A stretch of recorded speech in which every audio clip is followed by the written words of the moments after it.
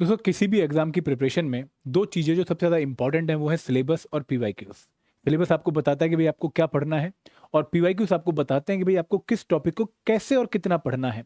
तो यहाँ पर इस वीडियो में मैं आप लोगों को एपीएफसी एग्जाम के 2015, 2023 और 2025 के पेपर की एनालिसिस करके बताऊंगा कि भाई आपको किस तरह का पेपर आगे एक्सपेक्ट करना है और किस तरीके से आपको पुराने पेपर से लर्निंग लेके अपनी प्रिपरेशन को प्लान करना है। तो वीडियो आप सबके लिए बहुत इंपॉर्टेंट है। लेकिन आगे बढ़ने से पहले मैं आप लोगों से ये भी रिक्वेस्ट करूंगा कि आप अगर एपीएफसी एग्जाम की प्रिपरेशन में एडुटैप के कोर्सेज में इंटरेस्टेड है, लेकिन कोर्सेज लेने से पहले आप लोगों का डाउट है कि भाई आपका कोर्स कैसा होगा, मुझे चेक करना है, तो आप लोगों के इस डाउट को रिजॉल्व करने के लिए हमने ₹1 का डेमो कोर्स प्लान कर रखा है। आप हमारे डिस्क्रिप्शन में दिए गए लिंक पे जाइए और वहाँ पे इस डेमो कोर्स का पार्ट बनिए ₹1 पे करके, और उससे आपको हमारे मेन मास्टर कोर्स का 48 घंटे का एक्सेस मिल जाएगा। और फिर आप एक चेक कर सकते हैं कि भाई हमने डिफरेंट कंपोनेंट्स को किस क्वालिटी से कवर किया है। और दोस्तों आप एक क्लैरिटी और कॉन्शियसनेस के साथ ये डिसीजन ले पाएंगे कि आपको हमारे मेन कोर्स में आना भी है या नहीं आना है। तो आप वो चेक कर लीजिएगा। इसके साथ साथ मैं आपको ये भी बताना चाहूँगा कि हमने आप लोगों के लिए एक अट्रैक्टिव डिस्काउंट हमारे एपीएफओ के कोर्सेज पे चला रखा है, और आज उसका लास्ट डे है। आज रात 12 बजे तक आप इस डिस्काउंट को अवेल कर सकते हैं। ये डिस्काउंट है 56% का। आपको करना क्या है, आपको one time 56 coupon code use करना है हमारी वेबसाइट पे जाकर, और उसके थ्रू आप हमारे मास्टर कोर्स, टेस्ट सीरीज और स्पेशल सब्जेक्ट कोर्स पे 56% का डिस्काउंट अवेल कर पाएंगे। और ये आज रात एक्सपायर हो जाएगा, तो आपको आगे डिस्काउंट नहीं मिलेगा। अब दोस्तों शुरुआत करते हैं हमारी आज की वीडियो की। हम क्या इस वीडियो में कवर करने वाले हैं, हम सबसे पहले बात करने वाले हैं कि भाई ऐसी क्या जरूरत है कि हमें एपीएफसी एग्जाम की पीवाईक्यू की एनालिसिस करनी चाहिए बिफोर स्टार्टिंग आवर प्रिपरेशन। क्या एनालिसिस किए बिना हम प्रिपरेशन नहीं कर सकते हैं? तो हम इसकी डिस्कशन करेंगे। फिर हम बात करेंगे कि भाई overall difficulty level APFC exam का क्या होता है। क्या ये एग्जाम आसान होता है, क्या एग्जाम मॉडरेट होता है, क्या एग्जाम टफ होता है? अगर मैं ऑलरेडी किसी एग्जाम की तैयारी कर रहा हूं तो उस एग्जाम के कंपैरिजन में मुझे एग्जाम कैसा देखने को मिलेगा। अगर मैं सीएससी का एस्पिरेंट हूं तो क्या उससे लेवल कम होगा, अगर मैं एसएससी का एस्पिरेंट हूं तो क्या उससे लेवल ज्यादा होगा, हम कवर करेंगे। फिर दोस्तों कंपोनेंट वाइज डिफिकल्टी लेवल क्या होगा, कंपोनेंट वाइज वेटेज कितनी होगी, और किस नेचर के और किस टाइप के क्वेश्चन एग्जाम में आएंगे, और सबसे इंपॉर्टेंट कि भाई इस पर्टिकुलर एनालिसिस से मुझे क्या लर्निंग लेनी चाहिए। दोस्तों आप एक सिचुएशन समझिए या फिर कंसीडर करिए कि भाई आप सुनसान रास्ते पे रात को जा रहे हैं। ठीक है, आप एक गाड़ी में हैं, आपके साथ आपकी वाइफ या फिर आपकी जो है फैमिली है, आपके फादर, आपकी सिस्टर, आपकी जो है मदर हैं, और आप गाड़ी चला रहे हैं, और आपकी गाड़ी की जो आगे वाली लाइटें हैं वो जली हुई हैं, और सुनसान रास्ता है, कोई ट्रैफिक लाइट नहीं है, और आप पहली बार उस रास्ते पे जा रहे हैं। अगर मैं आपकी गाड़ी की एक लाइट फोड़ दूं, ठीक है, वैसे तो मैं नहीं फोड़ूंगा, अगर मैं फोड़ दूं तो उससे आपको दिखना कम हो जाएगा और आपके एक्सीडेंट के चांस बढ़ जाएंगे। अगर मैं आपकी गाड़ी की दोनों लाइटें फोड़ दूं तो उस केस में तो डेफिनेटली एक्सीडेंट होने के चांसेस हो जाएंगे, क्योंकि सुनसान रास्ता है, कुछ दिखाई वैसे नहीं दे रहा, और लाइटें भी फूट गई। तो यहाँ पर आपका एक्सीडेंट या फिर ऑफ ट्रैक होने का चांस बहुत ज़्यादा बढ़ गया है। तो सेम चीज़ है एपीएफसी एग्जाम की प्रिपरेशन। आप इस प्रिपरेशन जर्नी में नए हैं, पहली बार कूदे हैं, और आपके लिए बिल्कुल ऐसी टेरिटरी है जो आपने कभी पहले देखी नहीं, अनचार्टेड टेरिटरी, सुनसान रास्ता प्रिपरेशन का। तो यहाँ पर जो आपकी गाइडिंग लाइट है वो क्या है, वो है सिलेबस और पीवाईक्यूज। ये दोनों चीजें आपको ट्रैक पर रखने में प्रिपरेशन के हेल्प करने वाली हैं। अगर सिलेबस आपको बता रहा है कि बेटा ये पढ़, तो पीवाईक्यूज आपको बता रहे हैं कि इनको इतना पढ़। तो यहाँ पर आपकी जो प्रिपरेशन की बाउंड्री बन रही है, जो आपकी प्रिपरेशन की स्कोप बन रही है, दायरा बन रहा है, वो आपका सिलेबस और पीवाईक्यू के वजह से ही बन रहा है। तो आपको इन दोनों चीजों को अपनी प्रिपरेशन में हमेशा ऑन द ट्रैक रखना है, और इन्हीं के थ्रू अपनी प्रिपरेशन का स्टेटस चेक करना है। अब दोस्तों हम पीवाईक्यू एनालिसिस क्यों करते हैं? हम पीवाईक्यू एनालिसिस इसलिए करते हैं ताकि हम पेपर के थ्रू, पुराने पेपर्स के थ्रू अपनी प्रिपरेशन का स्कोप डिसाइड कर सकें। अदरवाइज आप अगर चाहें तो अकाउंट्स जितना मर्जी प्रिपेयर कर सकते हैं, कोई लिमिट ही नहीं है प्रिपेयर करने की।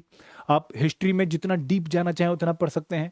आप विपिन चंद्रा, शेखर बंदोपाध्याय, मीना भार्गव और भी बहुत सारे ऑथर्स हैं, उनकी बुक्स पढ़ सकते हैं। आप अगर चाहें तो क्वांट में जितना मर्जी डिफिकल्ट पेपर का जो है प्रैक्टिस कर सकते हैं, एसबीआई पीओ लेवल का। बट क्या इस एग्जाम के लिए इतनी रिक्वायरमेंट है, ये समझने के लिए आपको पीवाईक्यू एनालिसिस करनी चाहिए। फिर दोस्तों आपको एग्जाम का ओवरऑल डिफिकल्टी लेवल और कंपोनेंट वाइज डिफिकल्टी लेवल समझने के लिए भी पीवाईक्यू एनालिसिस करनी चाहिए कि भाई कौन सा कंपोनेंट किस लेवल का आता है, कहां पर मुझे ज्यादा मेहनत करनी पड़ेगी, कहां पर कम मेहनत से भी काम चल जाएगा, कहां पर डेप्थ में तैयारी करनी पड़ेगी, कहां पर सरफेस लेवल प्रिपरेशन से भी काम चल जाएगा, ये आपको चेक करना पड़ेगा। फिर दोस्तों आपको हर एक कंपोनेंट की वेटेज पता होनी चाहिए। और ये क्यों जरूरी है? क्योंकि यहां पर वेटेज फिक्स नहीं है। आपको नोटिफिकेशन में कहीं बताया हुआ है कि इस कंपोनेंट से इतने क्वेश्चन आएंगे? नहीं बताया गया। तो वेटेज आइडेंटिफाई करके पीवाईक्यू एनालिसिस के थ्रू आप डिसाइड करेंगे कि भाई कौन सा कंपोनेंट पहले प्रिपेयर करना है और कौन सा कंपोनेंट बाद में प्रिपेयर करना है। तो ये बहुत जरूरी है। फिर दोस्तों आपको बुक्स और रिसोर्सेस कौन से फॉलो करने, ये डिसाइड करने में पीवाईक्यू हेल्प करते हैं कि अच्छा ये लेवल है, ये सिलेबस है, अच्छा इसके लिए ये वाली बुक फॉलो कर, इसके लिए ये वाला रिसोर्स फॉलो कर। एंड दोस्तों बेटर स्ट्रेटेजी आप तभी बना पाते हैं जब आपको पीवाईक्यू की एनालिसिस होती है। और सबसे इंपॉर्टेंट कि भाई आप किस कंपोनेंट में किस पर्टिकुलर टॉपिक पर ज़्यादा फोकस करें, वो भी आपको पीवाईक्यूज बताते हैं। जिन टॉपिक से, जिन पर्टिकुलर एरिया से क्वेश्चन हर बार आ रहे हैं, रिकरिंग नेचर के आ रहे हैं, तो वहाँ पर आपको ज़्यादा फोकस करना पड़ेगा। जहाँ से नहीं आ रहे हैं वहाँ पर आप स्किप कर सकते हो उन टॉपिक्स को। आपको पीवाईक्यूज ये हेल्प करते हैं आइडेंटिफाई करने में कि कौन से मोस्ट इंपॉर्टेंट टॉपिक्स हैं और कौन से नहीं है। तो इसीलिए पीवाईक्यू एनालिसिस जरूरी है। अब दोस्तों सबसे पहले हम ओवरऑल डिफिकल्टी लेवल की बात करेंगे। तो दोस्तों अगर मैं मान के चलूं कि यूपीएससी, ईपीएफओ, एपीएफसी एग्जाम जो है सीएससी के कंपैरिजन में जो है थोड़ा सा इजी है, बट बाकी एग्जाम के कंपैरिजन में क्या है, आप लोग ये जानते हैं कि भाई यूपीएससी प्रीलिम्स एग्जाम जो है सीएससी लेवल का, वो सबसे डिफिकल्ट एग्जाम है हमारे इंडिया में इस टाइम पर ऑब्जेक्टिव पेपर में। I hope you will agree with my point. अगर मैं आपसे बोलूँ कि भाई यूपीएससी सिविल सर्विस का जो प्रीलिम्स का पेपर है, it is one of the most difficult exam of our country. I think most of the aspirants पक्का मुझसे एग्री करेंगे। इसको मैं डिफिकल्टी लेवल में 10 आउट ऑफ 10 दे देता हूँ। इसके कंपैरिजन में आरबीआई ग्रेड भी 9 है, एसबीआई 8 है, एसएससी 8 है इसके कंपैरिजन में। तो दोस्तों इसी के कंपैरिजन में एपीएफसी का जो लेवल है वो 9 आउट ऑफ 10 है। मतलब अगर यूपीएससी, ईपीएफओ, एपीएफसी 20 है तो सीएससी सिर्फ 21 है। ऐसा नहीं कि बहुत ड्रास्टिक डिफरेंस है डिफिकल्टी लेवल में, 19-20 का फर्क नहीं है, ठीक है, बहुत ज़्यादा फर्क भी नहीं है, बहुत कम फर्क है। जहां पर आप लोग अगर एपीएफसी एग्जाम की तैयारी कर रहे हैं तो आपको बहुत सारे कंपोनेंट्स के लिए जो डिफिकल्टी लेवल प्रिपेयर करना पड़ेगा वो सीएससी का ही करना पड़ेगा। तो यहाँ पर APFC exam is a very good exam, very difficult exam, जहाँ पर हर बच्चा जो मेहनत कर रहा है उसी का सिलेक्शन का चांस बनेगा, अदरवाइज आपके लिए बहुत मुश्किल ये होने वाला है। दूसरी बात कि पेपर का लेवल हर बार आपको डिफरेंट देखने को मिल रहा है। 2015 का पेपर मॉडरेट लेवल का था, थोड़ा फैक्चुअल ओरिएंटेशन था, बट 2023 का पेपर बहुत टफ आ गया। और जो बच्चे 2015 का अंदाजा लेकर गए हुए थे कि भाई ऐसा पेपर एग्जाम में आएगा, उनको बहुत डिफिकल्टी फेस हो गई। और 2025 में तो और डिफिकल्टी लेवल एक लेवल ऊपर चला गया। 2023 में कम से कम ये तो फायदा हुआ था कि इंग्लिश ईजी आ गई थी, पर 2025 में तो वो भी ईजी नहीं रही। तो 2025 में बहुत सारे बच्चों को ये दिक्कत आ गई कि भाई पेपर बहुत लेंदी और इंग्लिश टफ। तो यहाँ पर पेपर हर साल आपको एक लेवल डेप्थ में डाउन जाता हुआ दिख रहा है, तो आपको बहुत अच्छी प्रिपरेशन इस एग्जाम के लिए करनी ही पड़ेगी। अब दूसरे पेपर टफ क्यों है, क्यों ये पेपर यूपीएससी के कंपैरिजन में 9 पे आ गया, 8 पे नहीं है, 7 पे नहीं है? क्यों? क्योंकि भाई 14 कंपोनेंट्स प्रिपेयर करने हैं, बहुत बड़ा सिलेबस प्रिपेयर करना है, छोटा मोटा सिलेबस नहीं, बहुत बड़ा सिलेबस, बहुत वास्ट सिलेबस। आई होप आप में से बहुत सारे बच्चों ने मेरे डिकोडेड सिलेबस की वीडियोस देख ली होंगी और आपको पता लगे कि भाई हर कंपोनेंट में बहुत सारे टॉपिक प्रिपेयर करने हैं। अकाउंट्स में 20 टॉपिक हैं, 4 लेबर कोड हैं, आईआर के 8 टॉपिक हैं, 9 टॉपिक हैं, सोशल सिक्योरिटी में 5 एक्ट हैं, देन हिस्ट्री, पॉलिटी, कल्चर तो अलग ही लेवल पे है। तो यहाँ पे इतना बड़ा सिलेबस पढ़ना, उसको याद करना, उसके ऊपर प्रैक्टिस करना और एग्जाम में उसको रिकॉल करके क्वेश्चन सॉल्व करना is a very challenging task, इसलिए पेपर टफ है। फिर दोस्तों 120 मिनट है 120 क्वेश्चन के लिए, तो टाइम का भी इशू आ गया। अब अगर आप सीसेट एग्जाम देने जा रहे हो तो 2 घंटे में 80 क्वेश्चन है, 45 सॉल्व करने हैं, तो टाइम का इशू नहीं है, बट यहाँ पर तो क्वांट की स्पीड काफ़ी अच्छी होनी चाहिए। और तीसरी बात कि भाई कुछ कंपोनेंट्स के लिए, लगभग 5-6 कंपोनेंट्स के लिए जो लेवल है डिफिकल्टी का, वो यूपीएससी सीएससी प्रीलिम्स वाला है। आप हिस्ट्री के क्वेश्चन देख लो, आप पॉलिटी के क्वेश्चन देख लो, आप कल्चर के क्वेश्चन देख लो, तो रिक्वायरमेंट सीएससी वाली है। तो इसीलिए पेपर काफ़ी डिमांडिंग और आपको बहुत मेहनत करनी पड़ेगी। क्लियर है? अब दोस्तों अगर मैं बात करूं कंपोनेंट वाइज डिफिकल्टी लेवल की और कंपोनेंट वाइज स्कोरिंग पोटेंशियल की या फिर वेटेज की, हम पहले जो है कंपोनेंट वाइज डिफिकल्टी लेवल देखते हैं। इंग्लिश 2015 में मॉडरेट था, 2023 में मॉडरेट था। मॉडरेट से मेरा मतलब क्या है, समझिएगा ध्यान से। अगर आप लोगों ने किसी कंपोनेंट की एवरेज प्रिपरेशन कर रखी है, मतलब आप ना तो बहुत टॉपर है उसमें और ना ही बहुत बिलो मार्कर हैं, आपने ठीक ठाक टाइम इन्वेस्ट कर रखा है, आप एवरेज लेवल पे हैं, और मैं आपको बोलूँ कि भाई एक काम कर, इस पर्टिकुलर कंपोनेंट के 10 क्वेश्चन को सॉल्व कर, तो अगर आप एवरेज प्रिपरेशन से 8 से ज़्यादा क्वेश्चन सॉल्व कर पा रहे हैं, मतलब वो कंपोनेंट थोड़ा इजी आ गया। अगर आप 7 या 8 क्वेश्चन ही सॉल्व कर पा रहे हैं, मतलब वो मॉडरेट आ गया। और अगर आप 7 से भी कम क्वेश्चन सॉल्व कर पा रहे हैं, मतलब वो कंपोनेंट डिफिकल्ट आ गया। ठीक है, तो यहाँ पर इंग्लिश पहले ऐसा था कि बच्चे 20 में से 15 क्वेश्चन टारगेट कर लेते थे, कोई दिक्कत नहीं आती थी। बट इस बार अच्छे बच्चे की भी, कॉन्वेंट वाले बच्चे की भी जो अटेम्प्ट थी वो 12 के आसपास ही रही। तो ये पेपर इस बार काफ़ी टफ हो गया इंग्लिश का। जो लोग पुराने खिलाड़ी हैं शायद वो मुझसे एग्री करें कि paper was not at all easy for English component. अगर मैं बात करूँ क्वांट और रीजनिंग की, 12 क्वेश्चन यहाँ से, अभी आपको आगे वेटेज पता लगेगी। ये हर बार मॉडरेट आ रहा है। देखो मॉडरेट से मेरा मतलब ये है कि अगर कोई बच्चा क्वांट में वीक भी है लेकिन वो क्वांट को टाइम दे देता है तो वो यहाँ पर 7 से 8 क्वेश्चन 10 में से सॉल्व कर सकता है। बट अगर मैं पॉलिटी की बात करूँ, कल्चर की बात करूं, हिस्ट्री की बात करूं, तो इनका लेवल आपको अब पिछली बार से हर बार एक लेवल ऊपर ही देखने को मिल रहा है, आसान नहीं है। कंप्यूटर पहले इजी आता था बट अब मॉडरेट आना शुरू हो गया। साइंस डिफिकल्ट आ गई इस बार। अकाउंट्स ये मॉडरेट हो गया है। IR and labour law moderate है। सोशल सिक्योरिटी मॉडरेट है। इंडियन इकोनॉमी मॉडरेट है। करंट अफेयर मॉडरेट है। डेवलपमेंटल इश्यूज क्वेश्चन नहीं आया, स्टेट से क्वेश्चन आया वो इजी था। तो यहाँ पे मेरे हिसाब से जो ये वाले पोर्शन है इनका जो लेवल है वो काफ़ी डिमांडिंग है और आपको इनके ऊपर बहुत मेहनत करनी पड़ेगी। इंग्लिश भी हो गया अब तो इसमें शामिल, और मॉडरेट में आपको एवरेज प्रिपरेशन करनी ही पड़ेगी। तो ये आपको एक इंडिकेशन दे रहा है कि भाई किस कंपोनेंट को किस तरीके से अप्रोच कर। अब यहाँ पर अगर आप एक स्मार्ट अप्रोच फॉलो करना चाहें, स्मार्ट अप्रोच क्या है कि भाई अच्छा क्वांट मॉडरेट है तो क्वांट को तो मैं पहले पक्का प्रिपेयर करूंगा कि इसकी वेटेज भी ज़्यादा है और लेवल भी मॉडरेट है। अच्छा अकाउंट्स लेवल भी मॉडरेट है और इसकी वेटेज भी ज़्यादा है, इसको पक्का प्रिपेयर करूंगा।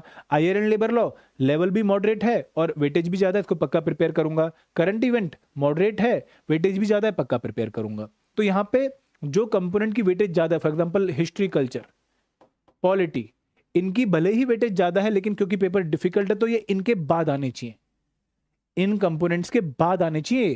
क्योंकि यहां पर अगर आप टाइम ज्यादा डिवोट भी कर दोगे तो भी पेपर में आप एक लेवल से ज्यादा क्वेश्चन सॉल्व नहीं कर पाओगे। बट उतना ही टाइम अगर आपने मॉडरेट वाले कंपोनेंट्स पे डिवोट कर दिया तो आप ज्यादा अच्छा स्कोर कर सकते हो। मैं आपको अगेन समझाने की कोशिश करूंगा कि भाई आपने इंग्लिश में, आपने क्वांट में 50 घंटे दिए और पेपर आ रहा है मॉडरेट, तो आप 10 में से 8 क्वेश्चन सॉल्व कर लेंगे।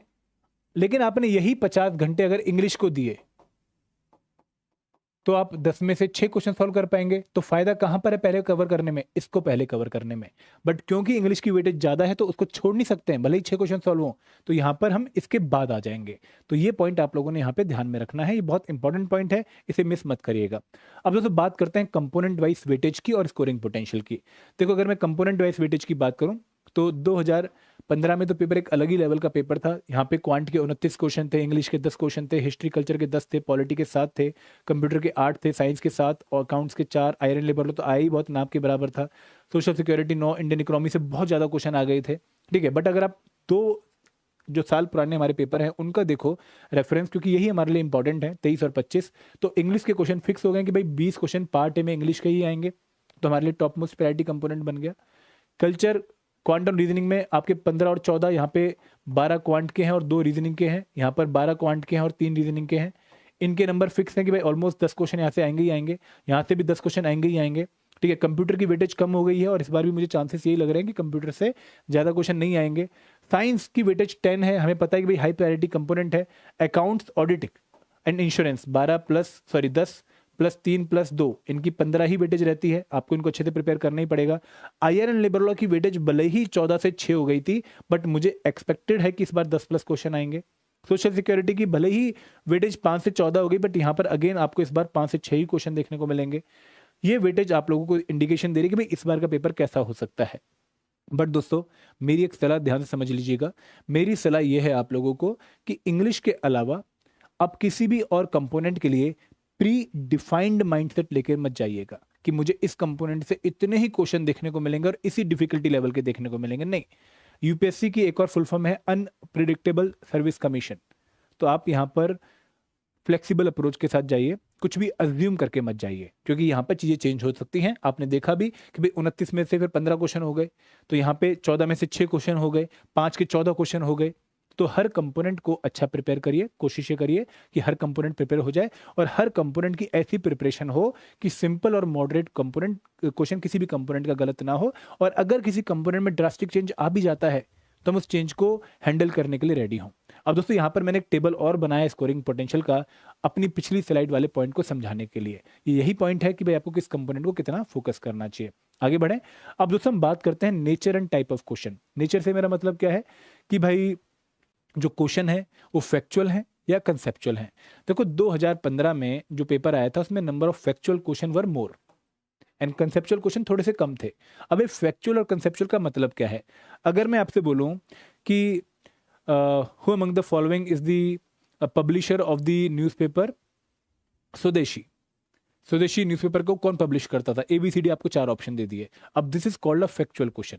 अगर मैं आपसे क्वेश्चन पूछूं कि इनमें से कौन सी रिवर सिर्फ इंडिया में फ्लो करती है, ठीक है, या फिर मैं आपसे एक और क्वेश्चन पूछूं कि भाई इनमें से कौन सी रिवर जो रिसेंटली न्यूज में थी इंडिया में फ्लो करने वाली, सिर्फ इंडिया में फ्लो करने वाली लेंथीएस्ट रिवर है। अगर मैं आपसे क्वेश्चन पूछूं, 4 ऑप्शन दे दूं, तो this sort of questions are called factual question, जहां पर आपको अगर पता है बहुत बढ़िया, अगर नहीं पता तो लॉजिक नहीं लगा सकते, सोचना नहीं है ज्यादा, ठीक है। दूसरी तरफ कंसेप्चुअल क्वेश्चन। कंसेप्चुअल क्वेश्चन कैसे कि अगर ये है तो ये है तो ये है तो क्या होगा? अगर मान लो RBI कल अपनी रेपो रेट इंक्रीज कर देती है तो लिक्विडिटी पे क्या फर्क पड़ेगा, तो रेट ऑफ इनकम पे क्या फर्क पड़ेगा? ऐसे क्वेश्चन हम कंसेप्चुअल क्वेश्चन को होता है। यूपीएससी में अब इन क्वेश्चंस का नंबर बढ़ता जा रहा है। इवन अगर आप अकाउंट्स के क्वेश्चन देखें, आप आयरन लेबर लॉ के क्वेश्चन देखें, यहाँ पर आपने जो चीजें पढ़ी हुई हैं उनको आपको अप्लाई करना आना चाहिए। जैसे आप सब पढ़ते हैं कि एम्प्लॉय स्टेट इंश्योरेंस कॉर्पोरेशन में जो कंट्रीब्यूशन है एम्प्लॉय की वो 0.75% है और जो एम्प्लॉयर की कंट्रीब्यूशन 3.5% है। तो आपसे परसेंटेज नहीं पूछी, आपसे पूछा कि भाई अगर किसी पर्सन की सैलरी 20,000 रुपए है तो कितनी कंट्रीब्यूशन होगी एम्प्लॉय की तरफ से और एम्प्लॉयर की तरफ से। अब यहाँ पर आपको इन फॉर्मूलाज को अप्लाई करना है, तो this is some sort of conceptual question. ऐसे क्वेश्चन ज्यादा आते हैं जहां पर आपको ऐसे ना सॉल्व करके ऐसे दिमाग लगा के सॉल्व करना होता है। अगर मैं टाइप ऑफ क्वेश्चन की बात करूं तो यहाँ पर 1 लाइनर स्ट्रेट फॉरवर्ड क्वेश्चन भी है कि भाई which article of the Indian constitution prohibits employment of children in hazardous industry. Article 23, article 24, article 25, article 26। 1 liner straight forward question हो गया। यहाँ पर मल्टीपल स्टेटमेंट बेस्ड क्वेश्चन भी है कि भाई consider the following statement about home rule लीगमेंट 1 2 3 4। कौन सी स्टेटमेंट करेक्ट है, कितनी स्टेटमेंट करेक्ट है, ऐसे क्वेश्चन भी आते हैं। लेंथीएस्ट क्वेश्चन होते हैं। यहाँ पर आपको न्यूमेरिकल भी देखने को मिलेंगे अकाउंट्स के, आईआर एंड लेबर लॉ के। यहाँ पर आपको मैच द फॉलोइंग क्वेश्चन भी देखने को मिलेंगे कि भाई ये है लीडर और ये है प्लेस, किस लीडर ने किस प्लेस से 1857 के रिवोल्ट में पार्टिसिपेट किया था, तो यहाँ पर आपको मैच करना होगा। ऐसे क्वेश्चन भी आते हैं। अरेंज द फॉलोइंग भी आते हैं कि भाई ये 6 ट्रेड यूनियन है, इनको अरेंज करो उस ऑर्डर में जिस ऑर्डर में ये बनी है। ऐसे क्वेश्चन भी एग्जाम में देखने को मिलेंगे। तो पेपर काफी लंबा होता है और पेपर काफी वेरिएशन वाला होता है। और इन क्वेश्चंस को देख के आपको टिपिकली ये फीलिंग आनी चाहिए या आ जानी चाहिए कि भाई this is something like UPSC type paper, prelims type paper, and questions are quite lengthy, so we have to do the full length mocks paper quite regularly ताकि हम अपनी लेंथ या टाइम मैनेजमेंट प्लान कर सकें। हम ऐसा ना हो कि पेपर में जाके फेल जाएं कि भाई ये तो बहुत लंबा पेपर है, 80 क्वेश्चन ही सॉल्व हुए, नहीं ऐसा ना हो। आप ढंग से प्रैक्टिस करें। और दोस्तों यहाँ पे न्यूमेरिकल भी हैं, multiple statement based question exam में लगभग 60% आते हैं, 70% आते हैं। तो ये आपका बहुत टाइम जो है ले जाएंगे, आपको इसी हिसाब से प्रैक्टिस करके एग्जाम में जानी है। ये PYQ एनालिसिस आपको बता रहा है। And last but not the least, की लर्निंग्स जो कि आपको समझनी पड़ेंगी इस एग्जाम की एनालिसिस से। पहली लर्निंग जो बहुत इंपॉर्टेंट है कि भाई इस एग्जाम को क्वालिफाई करने के लिए एक्सटेंसिव प्रिपरेशन करनी ही पड़ेगी। छोटी मोटी प्रिपरेशन से एग्जाम में सिलेक्शन नहीं होने वाली। दूसरी बात, special components are very important to qualify this particular exam. आप स्पेशल कंपोनेंट्स को अवॉइड नहीं कर सकते हो। अगर आप यूपीएससी वाले एस्पिरेंट और ऐसा फील होता है कि QRE प्लस GS सब्जेक्ट से एग्जाम निकाल लूंगा, दोस्तों आप इतनी बड़ी तोप नहीं हो, एग्जाम नहीं निकलने वाला। कंपटीशन बढ़ता जा रहा है, स्पेशल कंपोनेंट करने ही पड़ेंगे। फिर science, computer, English low hanging fruit है, इन पे स्पेशल फोकस करिए। Just because you are from convent background, just because you are regularly working on computer, just because you have done 12th non medical doesn't mean कि आप यहाँ पर अच्छा score कर लोगे। आपको यहाँ पर दिक्कत आएगी अगर आपने पढ़ाई नहीं करी है। आपको GS कंपोनेंट में ओवर फोकस नहीं करना है, क्योंकि there is a limit of what you can score here. जितना मर्जी पढ़ लो, एक क्वेश्चन बढ़ेगा और, तो यहाँ पर उसकी बजाय QRE प्लस स्पेशल कंपोनेंट पे फोकस करिए, फ्लेक्सिबल अप्रोच रखिए और प्रैक्टिस करिए। ये अगर लर्निंग आप लेके यहाँ से जा रहे हैं तो आप इस एग्जाम को अच्छे से प्रिपेयर करके हैंडल कर पाएंगे। अदरवाइज ये एग्जाम आपको परेशान करने वाला है। तो यहाँ पर PYQ एनालिसिस आपकी एक रिफ्लेक्शन है कि आपको किस तरीके से अपनी स्ट्रेटेजी को डिसाइड करना चाहिए। मैं आप सबसे रिक्वेस्ट करूंगा कि आप 2025 और 2023 का पेपर एक बार खुद देखें, चेक करें ताकि आपको और अच्छी फीलिंग आए। तो this was regarding the PYQ analysis. I hope आपको मजा आया होगा, क्लैरिटी मिली होगी, कुछ गाइडेंस मिली होगी। और दोस्तों अगर आप इस एग्जाम को कोर्स के थ्रू प्रिपेयर करना चाहते हैं तो हमारा वन टाइम ऑफर आपके लिए चल रहा है 56% का हमारे तीनों कोर्सेज पे। आप हमारी वेबसाइट पे जाकर इन कोर्सेज पे डिस्काउंट ले सकते हैं by using the coupon code one time 56। Link कहाँ पर है? वीडियो के डिस्क्रिप्शन में। So this is all from my side. Thank you very much. जय हिंद, जय भारत।